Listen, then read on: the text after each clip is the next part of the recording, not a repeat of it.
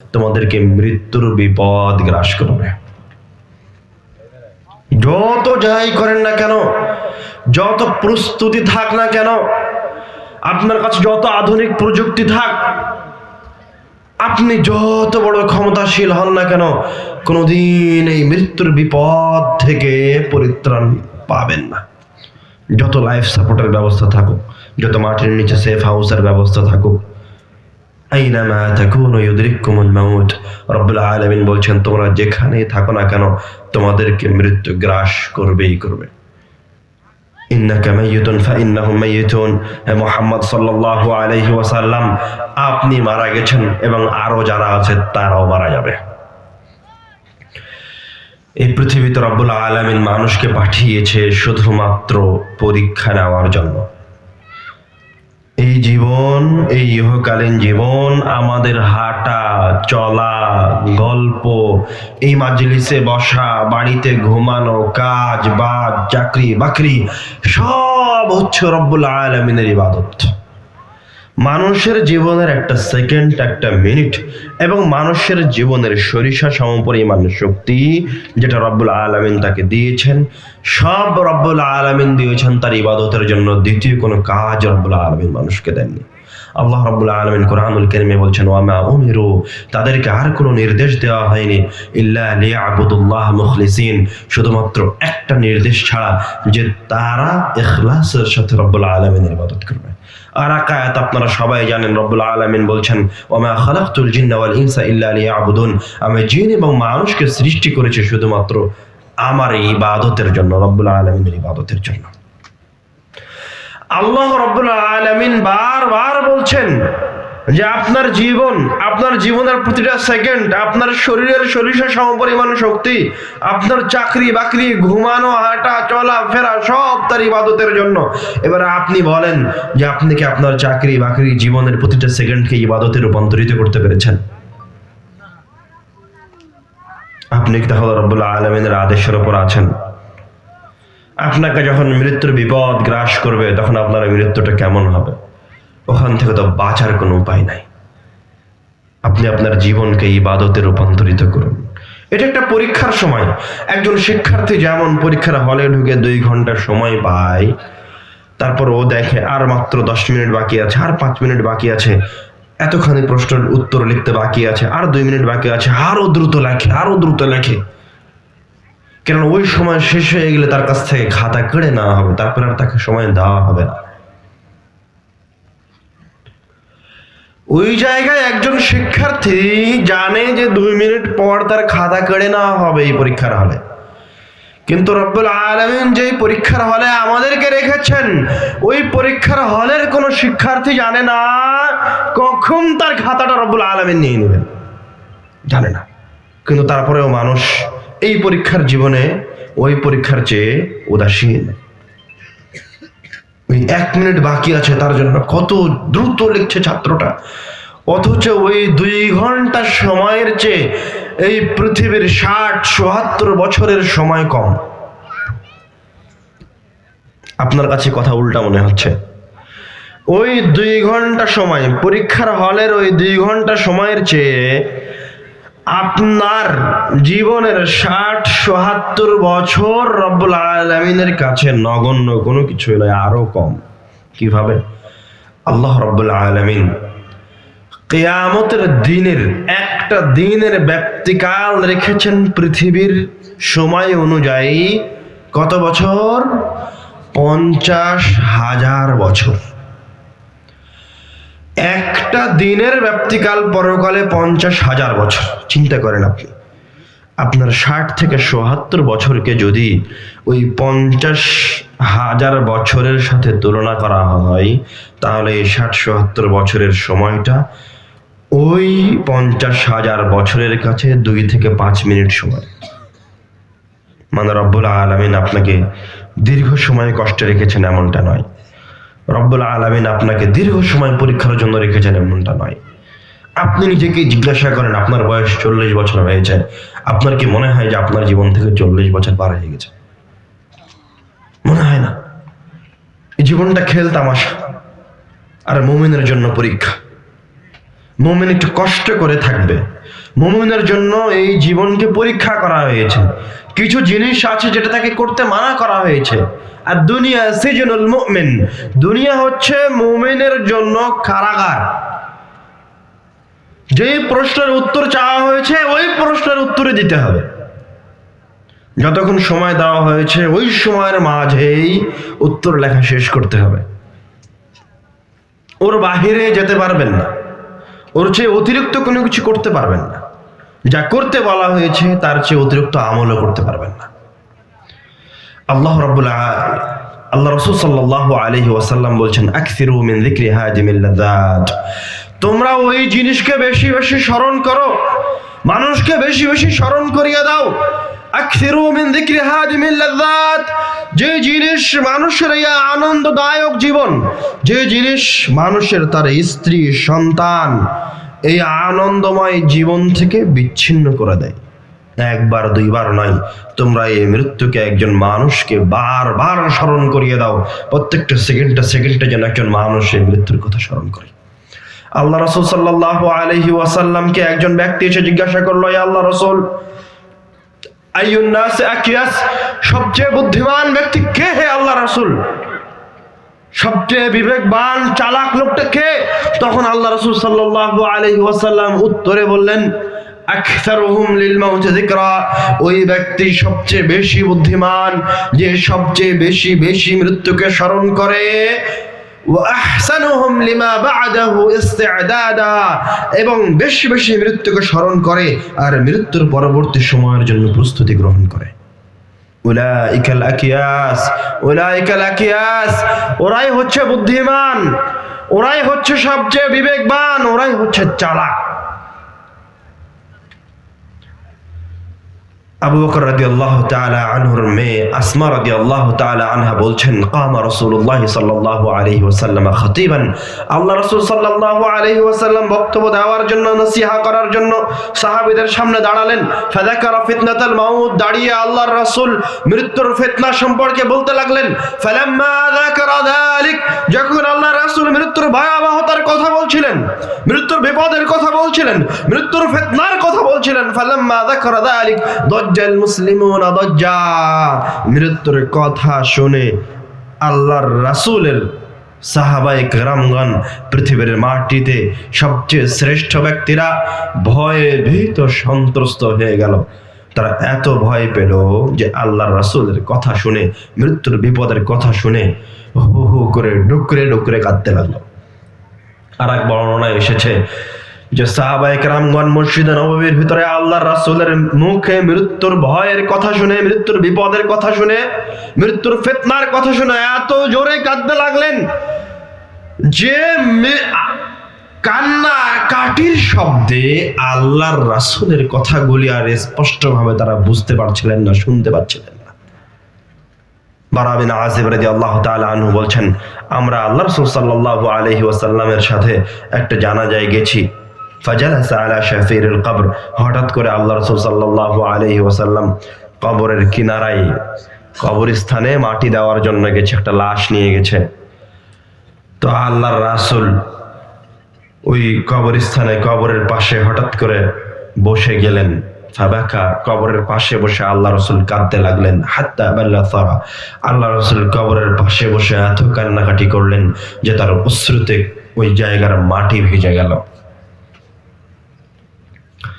আল্লাহ রাসূল সাল্লাল্লাহু আলাইহি ওয়াসাল্লাম কবরের পাশে বসে কান্নাকাটি করছেন। একজন রাসূল, একজন নবী, যার সকল পাপ ক্ষমা করে দেওয়া হয়েছে। আমি আপনি কে? আমাকে আপনাকে কে জান্নাতের ঠিকাদারি দিল, কে জান্নাতের চাবি দিল? যে জীবনে কখনো কবরের পাশে বসা তো বহুদূরের কথা, কবর জিয়ারত করে কবরকে দেখে কান্নাকাটি করা তো বহুদূরের কথা, পরকালের কথা স্মরণ করা তো বহুদূরের কথা, কবরের পাশ দিয়ে যাওয়ার সময় ওই কবরবাসীকে সালাম দেওয়ার প্রয়োজন মনে করি না। জানি না কে আপনাকে এই ইহকালীন জীবনের চিরস্থায়িত্বের গ্যারেন্টি দিল, অথচ আপনার এই হেঁটে চলা, কবরের পাশ দিয়ে, গোরস্থানের পাশ দিয়ে আপনার হেঁটে যাওয়া যতটা সুনিশ্চিত, আপনার ওই কবরের ভেতরে ঢোকা ওই কবরের ভিতরে শুয়ে থাকা, ওই কবরের হিসাব, ওই কবরের আযাব, ওই কবরের জান্নাতের সুসংবাদ অথবা জাহান্নামের সুসংবাদ তার চেয়ে কোটি কোটি গুণ বেশি নিশ্চিত। এই কবর থেকে আপনাকে উদাসীন করে রেখেছে শয়তান। দুনিয়ার মোহ, দুনিয়ার প্রতি ভালোবাসা, সন্তান সন্ততির প্রতি ভালোবাসা, রব্বুল আলামিন এবং পরকালের প্রতি অনীহা। আল্লাহর রাসূল সর্বশ্রেষ্ঠ ব্যক্তি কবরের পাশে বসে থেকে কান্নাকাটি করতে করতে এক পর্যায়ে গিয়ে তারা সাহাবীদেরকে বলছেন, ইস্তাইদ্দু লিমিসলি হাদা ইয়া ইখওয়ানি, হে আমার ভাইরা, হে মুসলমানেরা, তোমরা যারা ঈমান আনয়ন করেছো, আমার সাহাবীরা, তোমরা এই দিনের জন্য, এই কবরে ঢোকার জন্য প্রস্তুতি গ্রহণ করো। প্রস্তুতি ছাড়া এই কবরের দিকে আসিও না। মৃত্যুর জন্য প্রস্তুতি ছাড়া তোমার জীবনের একটা মিনিট পার করিও না। মৃত্যুর জন্য প্রস্তুতি ছাড়া তোমার জীবনের কোনো সিদ্ধান্ত, কোনো পদক্ষেপকে গ্রহণ করিও না। যা করছো, প্রত্যেকটা কাজকে, প্রত্যেকটা সিদ্ধান্তকে, প্রত্যেকটা পদক্ষেপে, প্রত্যেকটা পায়ে পায়ে তোমার জন্য মৃত্যুর কথা স্মরণ থাকে। তোমাকে রব্বুল আলামিন এই জায়গায় হুকুমত করার জন্য পাঠাননি, দাম্ভিকতা দেখানোর জন্য পাঠাননি। এই জায়গায় রব্বুল আলামিন তোমাকে জমি জায়গা কিনে এক বিশাল বড় বাড়ি বানানোর জন্য পাঠাননি। রব্বুল আলামিন এই জায়গায় তোমার চিরস্থায়ী, তোমার সন্তান সন্ততি, কয়েকশো বছরের সন্তান সন্ততি কি খাবে এটা তুমি চিন্তা করো, এই জন্য রব্বুল আলামিন পাঠাননি। রব্বুল আলামিন তোমাকে এখানে পাঠিয়েছেন অল্প কয়েকটা মিনিট সময় দিয়ে, যে তুমি এই জায়গায় কিছু প্রস্তুতি গ্রহণ করবা, রব্বুল আলামিনের ইবাদত করে, রব্বুল আলামিনকে সন্তুষ্ট করে তুমি তোমার পরকালীন জীবনের স্থায়ী সময়কে সৌন্দর্যমণ্ডিত করে নিবা। মৃত্যুকে স্মরণ করেন, মৃত্যু সুনিশ্চিত, সুনিশ্চিত।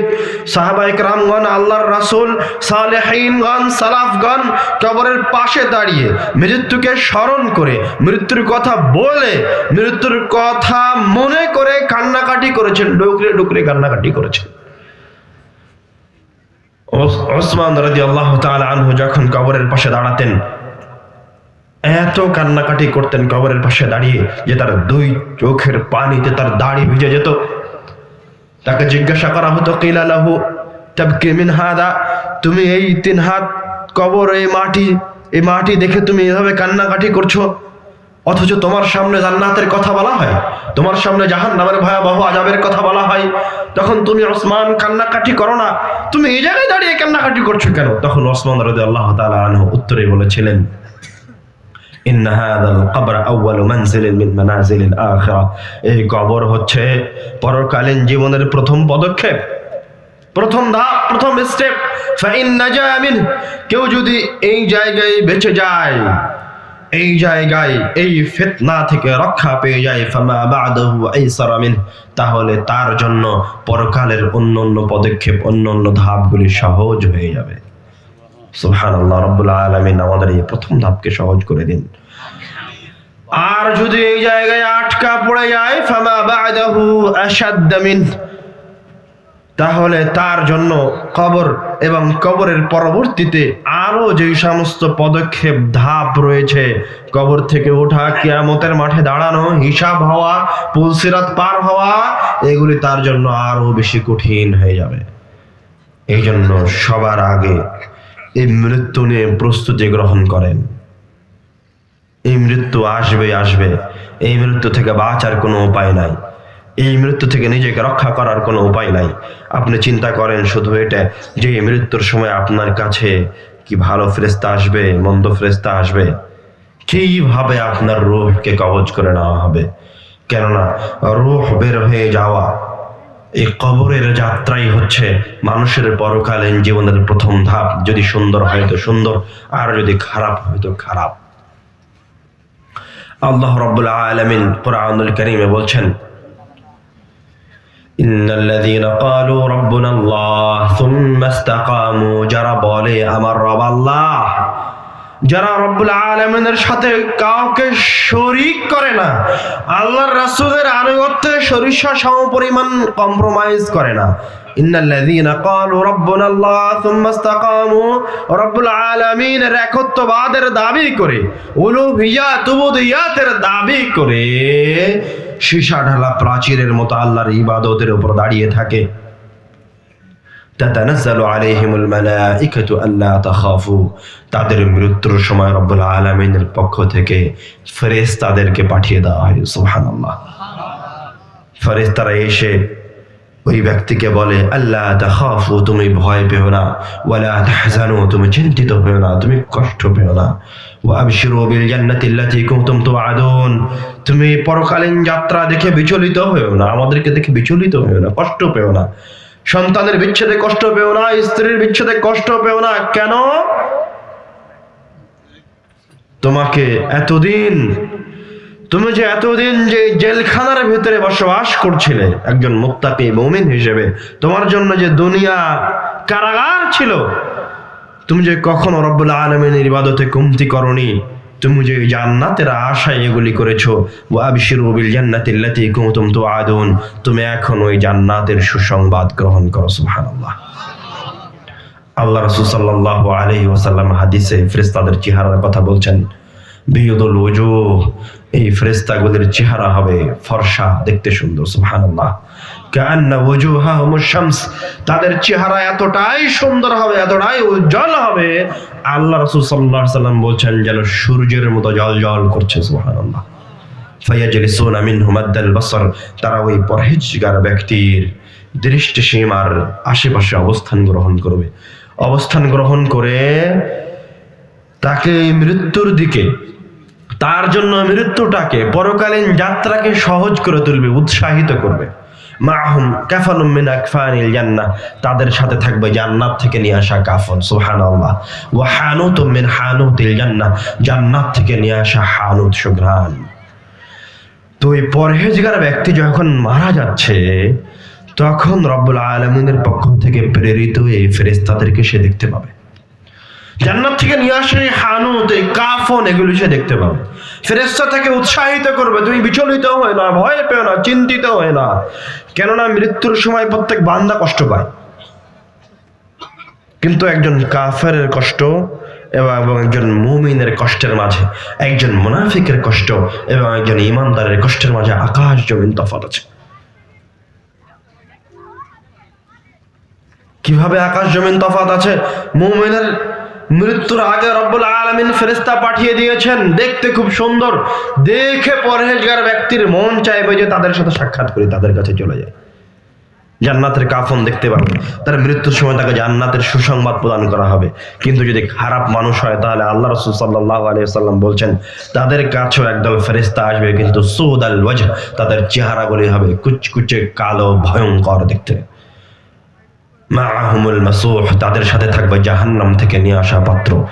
তারাও ওই পাপিষ্ঠ ব্যক্তির, ওই জালেম ব্যক্তির, ওই সুদখোর, ওই কাফেরের, ওই জেনাকারীর চতুর্পাশে অবস্থান গ্রহণ করবে। কিন্তু ওই জালেম, ওই কাফের, ওই অন্যায়কারী, ওই পাপিষ্ঠ ব্যক্তি, পাপাচারী ব্যক্তি, ওর আশেপাশের এই ভয়ঙ্কর চেহারার ফেরেশতাদেরকে দেখে ভয়ে ভীত সন্ত্রস্ত হয়ে যাবে। জাহান্নাম থেকে নিয়ে আসা মাসূহ নামক পাত্রও দেখতে পাবে। আল্লাহ রাসূল বলছেন, ফালাইসা শাইউন আকরাহু ইলাইহি মিম্মা আমামাহু, তখন ওই পাপিষ্ঠ ব্যক্তির জন্য ওই পৃথিবীতে সবচেয়ে অপছন্দজনক এবং সবচেয়ে নিকৃষ্ট হচ্ছে এই মৃত্যুটা। কিন্তু মুমিন বান্দা যখন এরকম তার সামনে সুন্দর এক ভবিষ্যৎ দেখতে পাবে, আল্লাহ রাসূল বলছেন, ফালাইসা শাইউন আহাব্বা ইলাইহি মিম্মা আমামাহু, তখন তার জীবনের এই পৃথিবীতে সবচেয়ে প্রিয় জিনিসটা হচ্ছে মৃত্যু। সুবহানাল্লাহ। ফাহাব্বা লিকা আল্লাহ, এত সুন্দর চেহারার ফেরেশতা দেখে রব্বুল আলামিনের সাক্ষাৎকে, মৃত্যুকে ভালোবাসবে। সুবহানাল্লাহ। ফাহাব্বা আল্লাহু লিকাহু, তখন রব্বুল আলামিন ওই বান্দার সাক্ষাৎ কামনা করবেন। সুবহানাল্লাহ। একজন কাফেরের মৃত্যু, একজন কাফেরের কষ্ট এবং একজন মুত্তাকির কষ্টের মাঝে আকাশ জমিন তফাৎ আছে। একজন মুত্তাকির রূহ বের হয়ে যাওয়ার সময় কষ্ট হবে, কিন্তু ওই কষ্টটা কাফেরের মতো নয়। কেমন দুনিয়াবি কোনো জিনিস দিয়ে বোঝেন, জানি না বুঝাতে পারলাম কিনা। মনে করেন আপনি আঘাত পেয়েছেন, আপনার হাতে প্রচন্ড আঘাত পেয়েছেন, ওই জায়গায় হাত দিলেও মনে হয় যেন জীবনটা বের হয়ে যাচ্ছে। ডাক্তারের কাছে গেছেন তো ডাক্তার বলছে ওই আহত জায়গার উপরে একটা ইঞ্জেকশন দেওয়া লাগবে, তাহলে আরাম পাওয়া যাবে। তো এখন কি আপনি ইঞ্জেকশন গ্রহণ করবেন না করবেন না? করবেন। কেন করবেন? ব্যথা কমবে, এটা আপনি জানেন। তো মুমিনের মৃত্যু হচ্ছে ওর রূহ বের হয়ে যাওয়ার সময় কষ্ট হতে পারে, কিন্তু ও তার সামনে এত চমৎকার জিনিস দেখতে পাবে, এত সুন্দর সুসংবাদ দেখতে পাবে। রব্বুল আলামিনের সুসংবাদগুলিকে দুই চোখ দিয়ে পরকালকে এতটা স্পষ্ট ভাবে দেখতে পাবে যে এই কষ্টটাকে সাদরে বরণ করে নিবে। সুবহানাল্লাহ। যারা সবচেয়ে শ্রেষ্ঠ মানুষ, নবী রাসূল, তাদের মৃত্যুর আগে রব্বুল আলামিন তাদের সামনে মৃত্যুকে পেশ করেন যে তুমি কি মৃত্যু বরণ করতে চাও না চাও না, তখন তারা মৃত্যুটাকে গ্রহণ করে নেন। সুবহানাল্লাহ। তো মুত্তাকিদের জন্য মৃত্যু, মরণ হচ্ছে একটা প্রিয় জিনিস। কিন্তু এবার আপনি চিন্তা করেন যে আপনি কতটা মুত্তাকি, আপনি কেমন পরহেজগার মানুষ। আপনার এই দুই চোখ কি ওই রব্বুল আলামিনের সুন্দর চেহারার ফেরেশতাদের চেহারা দেখার জন্য প্রস্তুত আছে এই দুইটা চোখ, না এই দুটা চোখ জানাকারীর চোখ? আপনার এই অন্তর, আপনার এই রূহ কি রব্বুল আলামিনের জিকিরে লিপ্ত? এই রূহ কি রব্বুল আলামিনের এই ফেরেশতাদের সাক্ষাতে প্রস্তুত না প্রস্তুত? এই রূহকে কি ভালো ফেরেশতারা গ্রহণ করার জন্য আসবে না খারাপ ফেরেশতারা গ্রহণ করার জন্য আসবে? আপনি নিজেকে জিজ্ঞাসা করেন। কারণ মৃত্যু তো চূড়ান্ত, এই মৃত্যু থেকে তো বাঁচার কোনো উপায় নাই, এই মৃত্যু থেকে ফিরে আসার কোনো উপায় নেই। মৃত্যু গ্রাস করবেই করবে। যত বড় পরহেজগার ব্যক্তি হোক না কেন, যত বড় শক্তির অধিকারী ব্যক্তি হোক না কেন, যত বড় ক্ষমতা বা সাম্রাজ্যের অধিকারী হোক না কেন, মৃত্যু তার কাছে আসবেই আসবে। নাফরমানদের মাঝে, জালেমদের মাঝে, অত্যাচারীদের মাঝে সবচেয়ে বড় জালেম, অত্যাচারী, নাফরমান হচ্ছে ফেরাউন। ফেরাউন একমাত্র মানুষ যে নিজেকে ইলাহ বলে দাবি করেছিল, আর কোনো মানুষ কোনোদিন নিজেকে ইলাহ বলে দাবি করেনি এই পৃথিবীতে। ফেরাউন চলে গেছে। তো যারা এই পৃথিবীতে আমাদের দেশে মনে করেন যারা আজ 15-17 বছর যাবত অত্যাচার, জুলুম, অন্যায় করলো, তো ওরা কি মনে করছে যে তারা তাদের এই অত্যাচার, জুলুম, অন্যায় করে এই টাকা পয়সা আত্মসাৎ করে একটা সুন্দর জীবন পার করবে? এটা কি কোনোদিন হবে? হবে না। ফেরাউনের কাছে যেমন মৃত্যু এসেছে, এই জালেম অত্যাচারীদের কাছে ওইরকম মৃত্যু আসবে। ফেরাউনের যেমন লাঞ্ছনাদায়ক মৃত্যু হয়েছিল, এই জালেম অত্যাচারীদের ওইরকম লাঞ্ছনাদায়ক মৃত্যু হবে। ওই ফেরাউন ইহকালীন জীবনে যেমন মানুষের উপর অত্যাচার করে একটা সাম্রাজ্য প্রতিষ্ঠা করে তার পরকালকে হারিয়েছে, ঠিক তেমন যারা আজ এই জীবনে নিজের ক্ষমতা দেখানোর প্রয়োজন মনে করছে, অত্যাচার করার প্রয়োজন মনে করছে, দুর্বল মানুষের উপর নিজের ক্ষমতা খাটানোর প্রয়োজন মনে করছে, তারা এই দুনিয়াতে ক্ষমতা খাটাতে পারবে বটে, তারা এই দুনিয়াতে জালেম হতে পারবে বটে, তারা এই দুনিয়ার সাম্রাজ্য গ্রহণ করতে পারবে বটে, তবে তাদের জন্য এক ভয়াবহ পরকাল অপেক্ষা করছে। ওই জায়গা থেকে বাঁচার কোনো উপায় নাই।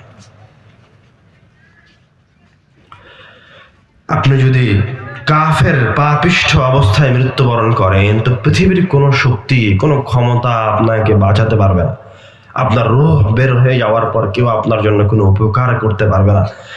অষ্টম হিজরিতে যখন মক্কা বিজয় হয়ে গেছে, আল্লাহ রাসূল সাল্লাল্লাহু আলাইহি ওয়াসাল্লাম তার মায়ের কবর জিয়ারত করতে গেছিলেন। আবু হুরায়রা রাদিয়াল্লাহু তাআলা আনহু বলছেন, লাম্মা যারা রাসূলুল্লাহ সাল্লাল্লাহু আলাইহি ওয়াসাল্লাম কবর উম্মিহি, আল্লাহ রাসূল সাল্লাল্লাহু আলাইহি ওয়াসাল্লাম তার মায়ের কবর জিয়ারত করতে গেছিলেন। কবর জিয়ারত করতে গিয়ে বাকা এত কান্নাকাটি করলেন তার মায়ের কবর জিয়ারত করতে গিয়ে, আবকামান হাওলা, যে আল্লাহর রাসূলের কান্নাকাটি দেখে আল্লাহর রাসূলের আশেপাশে যে সমস্ত সাহাবায়ে কেরামগণ ছিল তারাও কান্নাকাটি শুরু করে দিল। এই জায়গায় কোনো কিছু বলা হয়নি, কেন আল্লাহ রাসূল এইভাবে তার মায়ের কবরের পাশে দাঁড়িয়ে কান্নাকাটি করছেন? আল্লাহ রাসূল সাল্লাল্লাহু আলাইহি ওয়াসাল্লাম আসল ঘটনা তার সাহাবীদেরকে বলছেন, ইস্তাযানতু রাব্বি আন আস্তাগফিরা লাহা, আমি আমার রবের কাছে অনুমতি চেয়েছিলাম, অনুনয় বিনয় করেছিলাম। সর্বশ্রেষ্ঠ ব্যক্তি রব্বুল আলামিনের সবচেয়ে নিকটতম বান্দা বলছেন যে ইস্তাযানতু রাব্বি, আমি আমার রবের কাছে আকুতি করেছিলাম আন আস্তাগফিরা লাহা, যে আমি আমার মায়ের জন্য ক্ষমা চাইতে চাই। ফালাম ইয়াযানলি, কিন্তু আমার রব আমাকে এই অনুমতি দেয়নি যে আমি আমার মায়ের জন্য ক্ষমা প্রার্থনা করি। ফাস্তাযানতু রাব্বি আন আযুরা কবরাহা, যখন রব্বুল আলামিন আমাকে আমার মায়ের কবর জিয়ারতের অনুমতি দেয়নি, তখন আমি রব্বুল আলামিনের কাছে অনুমতি চাইলাম যে হে আল্লাহ, আমি আমার মায়ের কবরটা অন্তত জিয়ারত করি। ফাআযিনা লি, তখন আল্লাহ রাসূল সাল্লাল্লাহু আলাইহি ওয়াসাল্লাম আমাকে আমার মায়ের কবর জিয়ারতের অনুমতি প্রদান করলেন। এবার আপনি একবার কল্পনা করেন, আল্লাহর রাসূল ও তার মায়ের সন্তান, তার মাকে ভালোবাসেন। তিনি শুধু একজন সন্তান নয়, তিনি রব্বুল আলামিনের সবচেয়ে নিকটতম বান্দা, সবচেয়ে শ্রেষ্ঠ বান্দা, যার শাফাআত ছাড়া কিয়ামতের দিন বিচার শুরু হবে না, এরকম একজন বান্দা। আল্লাহর রাসূল সাল্লাল্লাহু আলাইহি ওয়াসাল্লাম রব্বুল আলামিনের যত নিকটতম বান্দা, এরকম কোন সৃষ্টি, এরকম কোন মাখলুক রব্বুল আলামিন সৃষ্টি করেননি। এইরকম প্রিয় একজন বান্দা, তার সবচেয়ে প্রিয় একজন মানুষের জন্য তার কবরের সামনে, তার মায়ের কবরের সামনে দাঁড়িয়ে হু হু করে কান্নাকাটি করছেন, কিন্তু তার মায়ের জন্য ক্ষমা চাইতে পারছেন না। আপনি কিভাবে এই দুনিয়াবী জীবনকে সবকিছু মনে করে নিলেন, এই পাপাচারের জীবনকে, এই সুদের জীবনকে, এই অন্যায়ের জীবনকে বেছে নিলেন? আপনার রূহটা বের হয়ে গেলে আপনার জন্য কেউ কোনো কিছু করতে পারবে না। আল্লাহর রাসূল এরকম একজন শ্রেষ্ঠ ব্যক্তি, তার মায়ের পাশে দাঁড়িয়ে কান্নাকাটি করছেন, হু করে কান্নাকাটি করছেন, কিন্তু রব্বুল আলামিনকে একবার বলতে পারছেন না যে রব্বুল আলামিন আমার মায়ের পাপগুলিকে ক্ষমা করে দেন। চিন্তা করা যায় কতটা কষ্টদায়ক, এবং মৃত্যু, এই পরকালীন জীবন কতটা সুনিশ্চিত। এই দুনিয়ায় আপনার কাছে কোনো ইনসাফ নাই, কোনো আদল নাই, এটা হচ্ছে পরীক্ষার জায়গা, পরীক্ষার হল। কেউ আইয়াশি আলিশান জীবন যাপন করবে, ভরপুর নিয়ামতে জীবন যাপন করবে, কেউ কষ্টের মাঝে দিয়ে জীবন যাপন করবে। পরীক্ষার হলে আপনার প্রশ্ন কখন আসতেও পারে, নাও আসতে পারে, এটি তো পরীক্ষা। আপনি কেন হতাশ হলেন? কেন রব্বুল আলামিনের ইবাদত ছেড়ে দিলেন? কেন আপনি মনে করলেন যে কিস্তিতে বা লোনের উপর টাকা নিয়ে ব্যবসা শুরু করতে হবে, তারপর একদিন আমি লোন থেকে বের হয়ে আসবো? এটা আপনি কেন মনে করলেন? মানে আপনি কি বলতে চাচ্ছেন এই পৃথিবী স্থায়ী জীবন? আপনি কি মনে করছেন যে আপনার কাছে মৃত্যু আসবে না? উসামা বিন যায়েদ রাদিয়াল্লাহু তাআলা আনহু বলছেন, কুন্না মা রাসূলিল্লাহি সাল্লাল্লাহু আলাইহি ওয়াসাল্লাম, আমরা আল্লাহর রাসূলের সাথে আছি। فأرسلت إليه إحدى بناته أن صبيا لها في الموت, এমত অবস্থায় আল্লাহর রাসূলের একজন মেয়ে যায়েনাব রাদিয়াল্লাহু তাআলা আনহা আল্লাহর রাসূলের কাছে, তার বাবার কাছে তার বার্তাবাহককে পাঠিয়েছে, আন্না সাবিয়ান লাহা ফিল মাউত, যে তার মেয়ে যায়েনাবের সন্তান মুমূর্ষ অবস্থায়। তখন আল্লাহর রাসূল তার মেয়ের বার্তাবাহককে বললেন, ইরজি ইলাইহা ফাখবিরহা, তুমি আমার মেয়ের কাছে যাও, ফিরে গিয়ে তাকে বলো, ইন্না লিল্লাহি মা আখাযা ওয়া লিল্লাহি মা আ'তা, তোমার যা কিছু আছে এই পৃথিবীতে অবস্থান করা অবস্থায়, তোমার নফস, তোমার রূহ, তোমার সন্তান, ইন্না লিল্লাহি মা আখাযা ওয়া লিল্লাহি মা আ'তা, তোমার যা আছে সব আল্লাহ তাআলা দিয়েছেন, এবং যা তোমার কাছ থেকে নিয়ে নেওয়া হচ্ছে বা তুমি যে বিপদের মাঝে আছো সেটাও রব্বুল আলামিনের পক্ষ থেকে। আল্লাহর মাল আল্লাহ তুলে নিচ্ছেন, আমরা যেটা বাংলা ভাষায় বলি, প্রবাদের মতো বলি, ওয়া কুল্লু শাইইন ইনদাহু ইলা আজালিন মুসাম্মা, তুমি আমার মেয়েকে গিয়ে বলো রব্বুল আলামিনের কাছে এই পৃথিবীতে প্রত্যেকটা জিনিসের, একদম প্রত্যেকটা জিনিসের একটা নির্দিষ্ট সময়সীমা আছে, মেয়াদ আছে, যখন এটা শেষ হয়ে যায় তখন এটা ধ্বংস হয়ে যায়। আর যদি এটা মানুষ হয়, রূহ হয়, তখন রব্বুল আলামিন ওই রূহটাকে বের করে নেন। যেমন এই মাইকটা দেখছেন, আপনি বসে আছেন, এই পৃথিবীতে আপনি অবস্থান করছেন, যা কিছু আছে সব কিছু রব্বুল আলামিনের পক্ষ থেকে সৃষ্টি করা একটা সময়ের মাঝে অবস্থান করছে। যখন এই পৃথিবীর সময়টা শেষ হয়ে যাবে, তখন এই পৃথিবীটাও ধ্বংস হয়ে যাবে, থাকবে না এই পৃথিবী।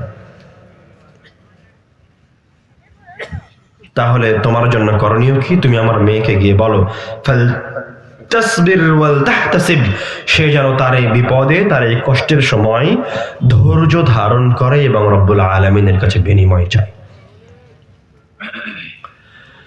তখন বার্তাবাহক তার মেয়ের কাছে ফিরে গিয়ে আবার আল্লাহ রাসূলের কাছে ফিরে এসেছে, এসে বলছে, হে আল্লাহ রাসূল, ইন্নাহা ক্বাদ আকসামাত লা তা'তিয়ান্নাহা, আপনার মেয়ে কসম করেছে, আপনার মেয়ে কসম করেছে আপনাকে যেতেই হবে। فقام رسول الله صلى الله عليه وسلم, আল্লাহ রাসূল সাল্লাল্লাহু আলাইহি ওয়াসাল্লাম দাঁড়িয়ে গেলেন। وقام معه سعد بن عبادة ومعاذ بن جبل, আল্লাহ রাসূল সাল্লাল্লাহু আলাইহি ওয়াসাল্লামের সাথে আল্লাহ রাসূলের দুইজন বড় বড় সাহাবী সাআদ ইবনে উবাদা এবং মুআয ইবনে জাবাল, এবং যিনি হাদিস বর্ণনা করছেন, তারা তিনজনও দাঁড়িয়ে গেলেন তার মেয়ের বাড়িতে যাওয়ার জন্য। যখন আল্লাহ রাসূল এবং তার সাহাবীরা তার মেয়ের বাড়ি যায়নাবের বাড়িতে পৌঁছেছেন, রুফিআ ইলাইহিস সাবী, আল্লাহর রাসূলের কোলে তার নাতিকে তুলে দেওয়া হয়েছে। তার নাতি তখন মুমূর্ষ অবস্থায়, ওয়া নাফসুহু তাকাআকা, তখন তার রূহটা বের হয়ে যাচ্ছে, ধরফর করে শব্দ হচ্ছে, বাচ্চা কষ্ট পাচ্ছে। রাবি উদাহরণ দিয়ে বুঝিয়ে দিচ্ছেন, কাআন্নাহু ফি শান্নাতিন, শুষ্ক মশকের ভিতর কোনো কিছু থাকলে যেমন বাজে আওয়াজ হয়, ওই রকম শব্দ করে ওই নিষ্পাপ ছোট্ট শিশুর শরীরের ভেতর থেকে রূহটা বের হয়ে আসছে।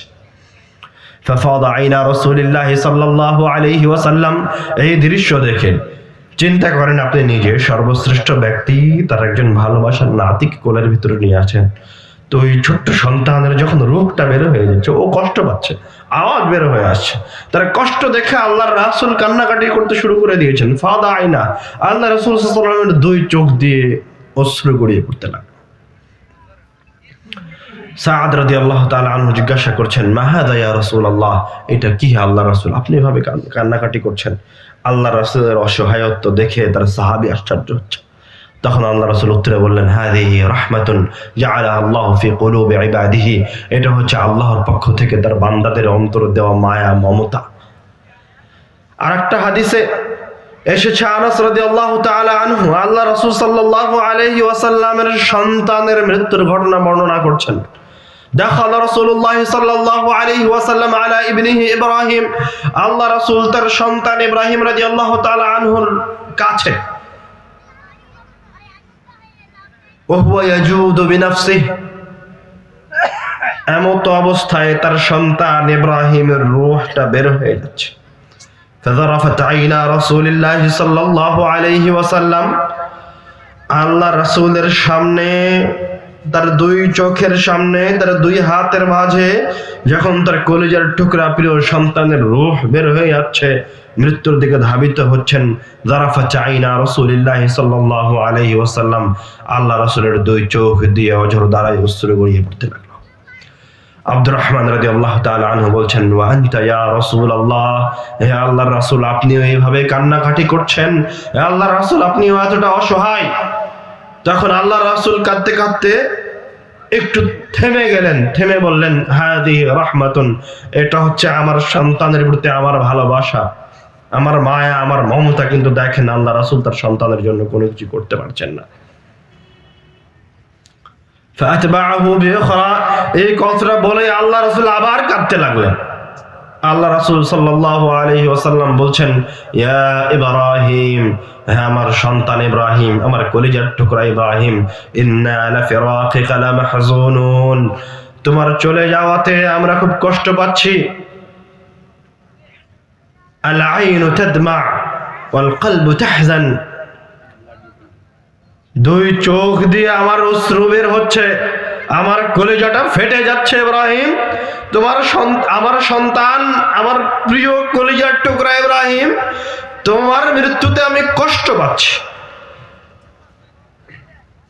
ফালা নাকুলু ইল্লা মা ইউরদি রাব্বানা, কিন্তু এই কষ্টের সময় আমি শুধুমাত্র রব্বুল আলামিনের কাছে একটাই কথা বলবো, যে কথায় আমার রবের সন্তুষ্টি আছে। সুবহানাল্লাহ। তার সন্তান মারা গেলেন তার চোখের সামনে, তার আরো একাধিক সন্তান মারা গেছেন। কিন্তু আল্লাহ রাসূল সাল্লাল্লাহু আলাইহি ওয়াসাল্লাম সরিষা সম পরিমাণ কোনো উপকার করতে পারেননি। 1 সেকেন্ড সময় দেরি করাতে পারেননি যে আমার সন্তানটা 1 সেকেন্ড পরে মারা যাক। অথচ তিনি সর্বশ্রেষ্ঠ মানুষ, সবচেয়ে বেশি ক্ষমতার অধিকারী মানুষ, যার কথা রব্বুল আলামিনের কাছে সবচেয়ে বেশি প্রিয়। স্বয়ং আল্লাহর রাসূল সাল্লাল্লাহু আলাইহি ওয়াসাল্লামের মৃত্যুর ঘটনা আয়েশা রাদিয়াল্লাহু তাআলা আনহা বলছেন,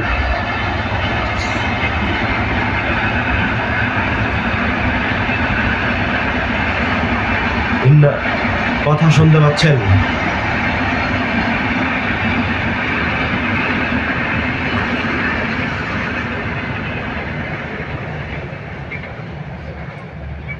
মৃত্যু যেমন আপনাকে ছাড়বে না, কাউকে ছাড়েনি।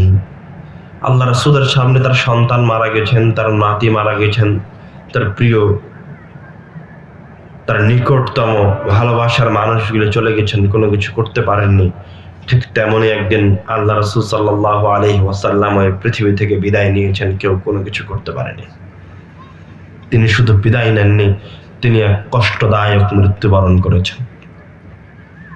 আয়েশা রাদিয়াল্লাহু তাআলা আনহা বলছেন, ইন্না মিন নিআমিল্লাহি আলাইয়া, রব্বুল আলামিনের আমার উপর কিছু নিয়ামত আছে, তার মাঝে একটা নিয়ামত হচ্ছে আন্না রাসূলুল্লাহ সাল্লাল্লাহু আলাইহি ওয়াসাল্লাম তুফিয়া ফি বাইতি ফি ইয়াউমি, আল্লাহর রাসূল আমার দিনে আমার বাড়িতে মৃত্যুবরণ করেছেন।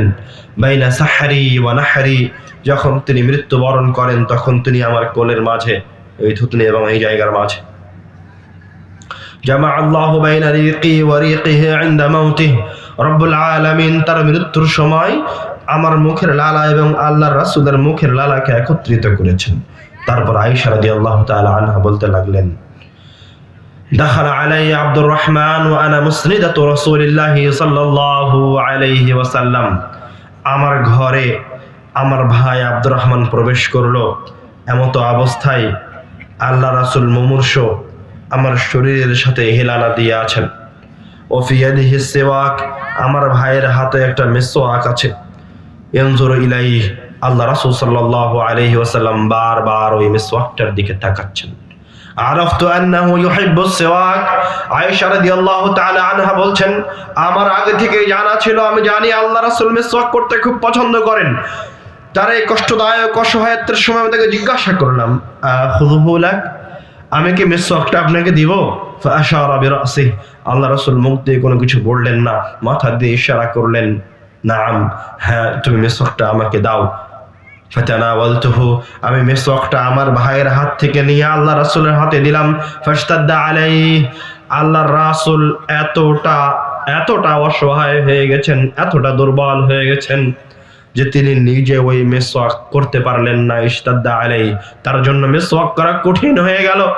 তখন আয়েশা বলছেন, মা আয়েশা আল্লাহ রাসূলকে বলছেন, উলাইনুহু লাক, হে আল্লাহর রাসূল এই মিসওয়াকটাকে আমি একটু নরম করে দেব, আমি একটু চাবিয়ে দেই।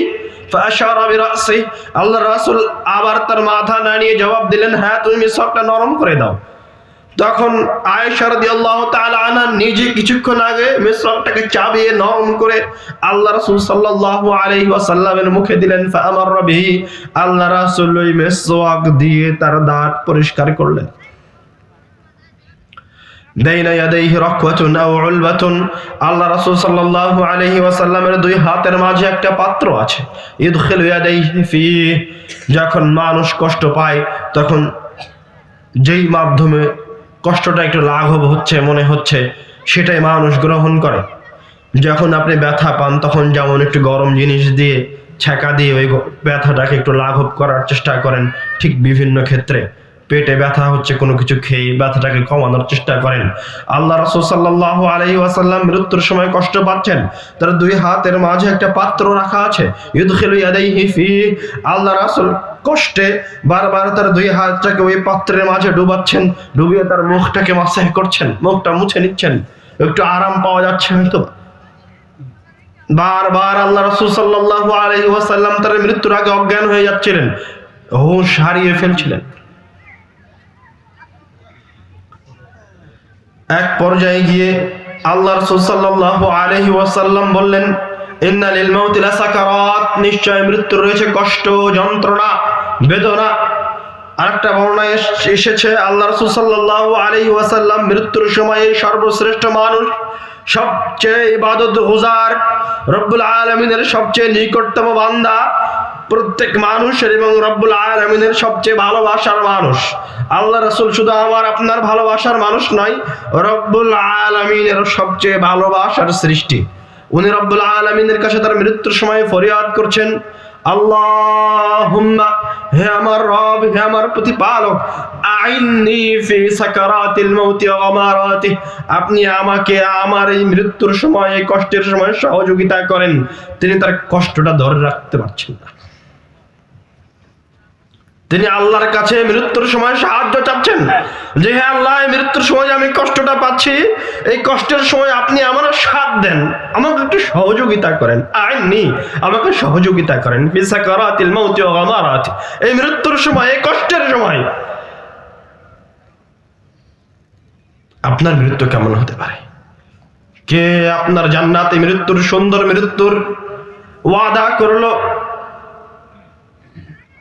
অথচ যার ওয়াদা করা আছে, যার জন্য জান্নাতের ওয়াদা বরাদ্দ, যার সকল পাপ ক্ষমা হয়ে গেছে, উনি এইভাবে তার মৃত্যুর সময় কষ্ট পাচ্ছেন।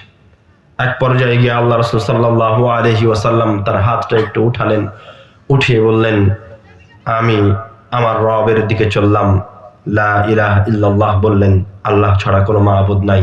তারপরে তার হাতটা পড়ে গেল, আল্লাহ রাসূল সাল্লাল্লাহু আলাইহি ওয়াসাল্লামের রূহ বের হয়ে গেল, তিনি দুনিয়া থেকে বিদায় নিলেন। আয়েশা রাদিয়াল্লাহু তাআলা আনহা বলছেন, আমি আল্লাহর রাসূলের মৃত্যুর সময়ের কষ্ট দেখার পর, আল্লাহ রাসূল মারা যাওয়ার সময় যে কষ্ট পেয়েছেন, যে বেদনা, যা সহ্য করেছেন তিনি, এই কষ্ট দেখার পর আমার কাছে আর কারো মৃত্যুর সময়ের কষ্ট আমার কাছে খারাপ লাগে না। আল্লাহ রাসূলের কন্যা ফাতেমা রাদিয়াল্লাহু তাআলা আনহা বলছেন, ইয়া কারবা আবাতা, হায় আমার বাবার কষ্ট। ওর বাপের কষ্ট দেখে সহ্য না করতে পেরে ফাতেমা রাদিয়াল্লাহু তাআলা আনহা, আল্লাহ রাসূলের কন্যা, আল্লাহ রাসূলের পাশে বলছেন, কারবা আবাতা, আমার বাবার কষ্ট। তখন আল্লাহর রাসূল এই কষ্টের মাঝে তার মেয়েকে সান্ত্বনা দিয়ে বলছেন, লাইসা আলা আবিকা, তোমার বাবার উপরে আজকের দিনের পরে আর কোনো কষ্ট নাই। সুবহানাল্লাহ।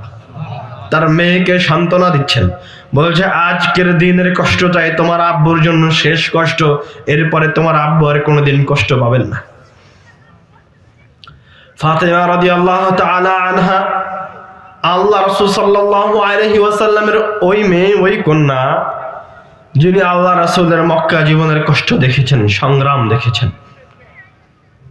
তিনি ওই দৃশ্য দেখেছেন যখন মক্কার মানুষ আল্লাহর রাসূলের মাথার উপর বড়ি চাপিয়ে দিয়েছে, কষ্ট দিয়েছে, তাকে হত্যা করার চেষ্টা করেছে। তিনি তার বাপকে রক্তাক্ত অবস্থায় দেখেছেন।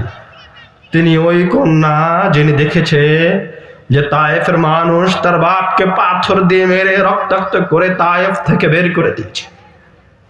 তিনি ওই কন্যা যে আল্লাহর রাসূলের জীবনের প্রত্যেকটা সংগ্রামে, প্রত্যেকটা কষ্টদায়ক জীবনকে, তার এই সংগ্রামী জীবনের প্রত্যেকটা পৃষ্ঠায় পৃষ্ঠায় তার সাথে ছিলেন। তো তিনি দেখছেন যে আল্লাহ রাসূলের জীবন তার শুরু থেকে নিয়ে শেষ পর্যন্ত, যখন শেষ নিঃশ্বাসটাও বের হয়ে যাচ্ছে, তখন তার শেষ নিঃশ্বাসটা বের হচ্ছে কষ্টের মধ্য দিয়ে। কিভাবে একজন মানুষ, একজন মুমিন মনে করতে পারে যে তার ইহকালীন জীবনটা সবসময় জান্নাতি জীবন হবে? কেন এই ইহকালীন জীবনকে জান্নাতি জীবনে পরিণত করার জন্য ছুটাছুটি করছে? কেন আপনার বাড়িতে অতিরিক্ত প্রয়োজনের চেয়ে বেশি সরঞ্জামাদি আছে? কেন আপনি মৃত্যুর কথা স্মরণ করেন না? কেন আপনি মৃত্যুর জন্য প্রস্তুতি গ্রহণ করেন না? এই পৃথিবী থেকে সবাইকে চলে যেতে হবে এবং চলে যাওয়ার সময়টার জন্য প্রস্তুতি গ্রহণ করতে হবে। চলে যাওয়ার সময় যদি আপনার আমলনামা খারাপ থাকে, তো আপনাকে কেউ বাঁচাতে পারবে না। আল্লাহ রাসূল সাল্লাল্লাহু আলাইহি ওয়াসাল্লাম শিখিয়ে দিলেন যে তোমাদের যখন কেউ মারা যায়, লাক্কিনু মাউতাকুম লা ইলাহা ইল্লাল্লাহ, তোমাদের মুমূর্ষ ব্যক্তিকে লা ইলাহা ইল্লাল্লাহ শিখিয়ে দাও। কেননা মান কানা আখিরু কালামিহি লা ইলাহা ইল্লাল্লাহ, তার জীবনের শেষ কথা লা ইলাহা ইল্লাল্লাহ, দাখালাল জান্নাহ, সে জান্নাতে প্রবেশ করবে। সুবহানাল্লাহ।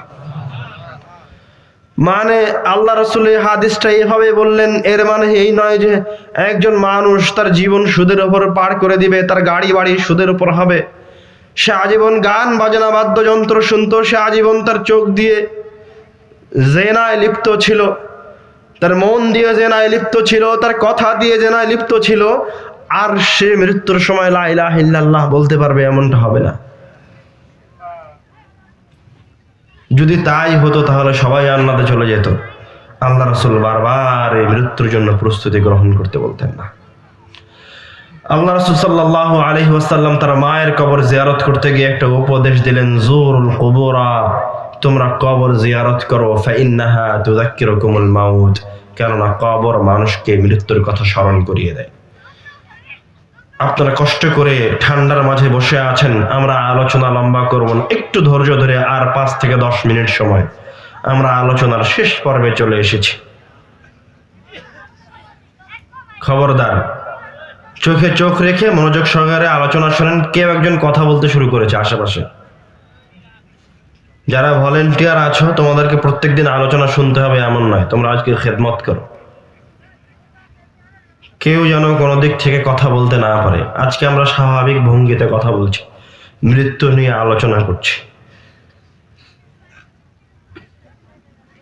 আপনি নিজেই মনোযোগী হয়ে কথা শোনার আপ্রাণ চেষ্টা চালান।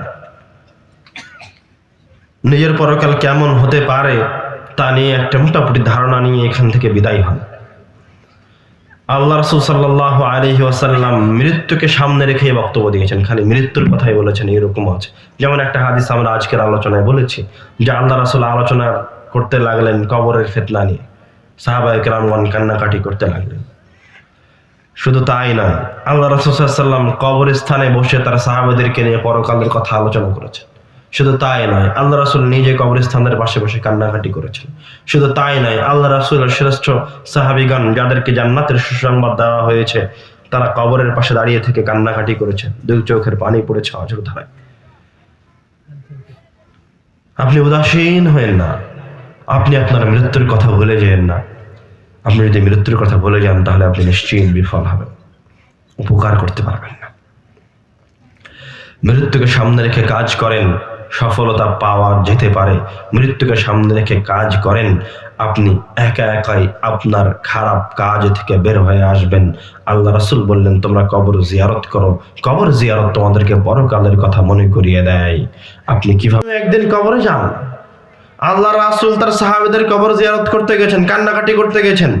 একটা হাদিস আছে, আল্লাহ রাসূল রাতে বের হন, তো আয়েশা রাদিয়াল্লাহু তাআলা আনহা চিন্তা করেন যে আল্লাহ রাসূল প্রত্যেকদিন মাঝরাতে কোথায় যায়? তিনি তো তার স্ত্রী, তার মনে জেগেছে, খটকা জেগেছে, কোথায় যান? তিনি আল্লাহ রাসূলের পিছু অনুসরণ করলেন, আল্লাহ রাসূলকে না বলে। তো দেখে যে আল্লাহ রাসূল সাল্লাল্লাহু আলাইহি ওয়াসাল্লাম গোরস্থানে যাচ্ছেন।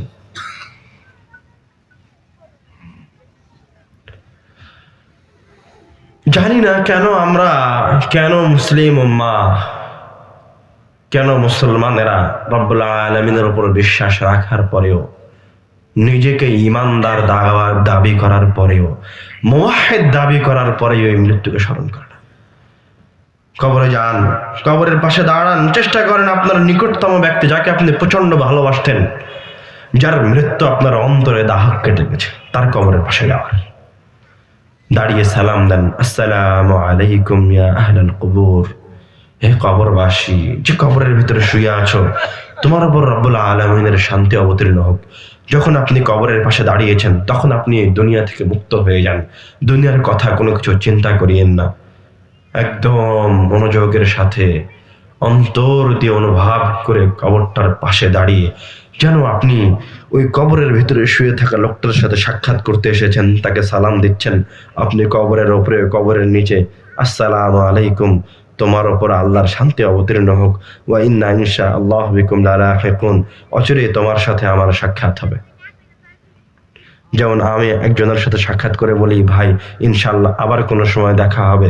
কবরে গিয়ে দাঁড়িয়ে যার পাশে দাঁড়িয়েছেন, আপনার ওই সন্তান হতে পারে, আপনার বাপ হতে পারে, আপনার মা হতে পারে, কবরে দাঁড়িয়ে যেন আপনি কি তাকে সালাম দিচ্ছেন, আসসালামু আলাইকুম আমার প্রিয় বন্ধু, আমার আব্বু, আমার আম্মা তোমাকে সালাম দিচ্ছি, তোমার উপর রব্বুল আলামিনের শান্তি অবতীর্ণ হোক। কিছুদিন পরে কোনো এক সময়, অচিরেই নিকটতম সময়ে আপনার সাথে আমার সাক্ষাৎ হবে। একটা কবরের পাশে দাঁড়ান, তার জন্য দোয়া করেন, কারণ আপনি জানেন না সে কবরে কি অবস্থায় আছে। তার জন্য দোয়া করার পাশাপাশি আপনি আপনার নিজের কথা স্মরণ করেন যে যে কবরটা আপনার সামনে আছে, ওই কবরটা হচ্ছে আপনার ব্যাংক ব্যালেন্স, ওটাই মূল ব্যাংক। আপনি এবার ওই কবরটাকে সামনে রেখে চিন্তা করেন যে ওই কবরের পাশে দাঁড়ানোর আগ পর্যন্ত আপনি কতগুলি ভালো কাজ করেছেন এবং কতগুলি খারাপ কাজ করেছেন। আপনার কতগুলি সিয়াম আছে, সালাত আছে, নফল সিয়াম আছে, নফল সালাত আছে, দান সাদকা আছে, হজ আছে, ওমরা আছে, আপনার কতগুলি মানুষের সাথে সদাচরণ আছে। একদিন আপনাকে একটা ভ্যান চালক অন্যায় কথা বলেছিল, আপনি তার সাথে সদাচরণ করেছেন, ও আপনার চেয়ে দুর্বল বলে আপনি তার উপর ক্ষমতা দেখাননি। এইরকম কতগুলি দৃশ্য আছে। একজন দিন মজুর, আপনি বাড়ির মালিক, দিন মজুর আপনার সাথে খারাপ ব্যবহার করেছে, আপনি আপনার ক্ষমতার দাপট তার সাথে দেখাননি, তার সাথে সদাচরণ করেছেন। এরকম কতগুলি সদাচরণ আপনার আছে, ভালো কাজ আপনার জীবনে আছে, স্মরণ করেন। আবার মনে করেন যে এতক্ষণ পর্যন্ত আমি জীবনে কতগুলো অন্যায় করেছি, কতবার জেনা করেছি, কতগুলো মেয়ের সাথে কথা বলেছি, কতগুলো মেয়ের দিকে অন্যায়ভাবে তাকিয়েছি, কতদিন জেনার ছবি দেখেছি, কতদিন মিথ্যা কথা বলেছি, কতদিন লোনের ওপর টাকা নিয়েছি, কতদিন টাকনোর নিচে কাপড় পরিধান করেছি, কতদিন আল্লাহ রাসূল সাল্লাল্লাহু আলাইহি ওয়াসাল্লামের মতো আমার মুখে দাড়ি ছিল অথচ আমি অন্যায়ভাবে দাড়িটা সেভ করেছি, কতদিন আমি অন্যায়ভাবে জানার পরেও সালাতকে পরিত্যাগ করেছি। কবরের পাশে দাঁড়িয়ে এইভাবে আপনি আপনার অপকর্মগুলিকে এবং আপনি আপনার সৎ কর্মগুলিকে মনে করতে থাকেন এবং আপনি ওই জায়গায় দাঁড়িয়ে থেকে ডিসিশন নেন যে আপনার জন্য জান্নাত অপেক্ষা করছে না জাহান্নাম অপেক্ষা করছে।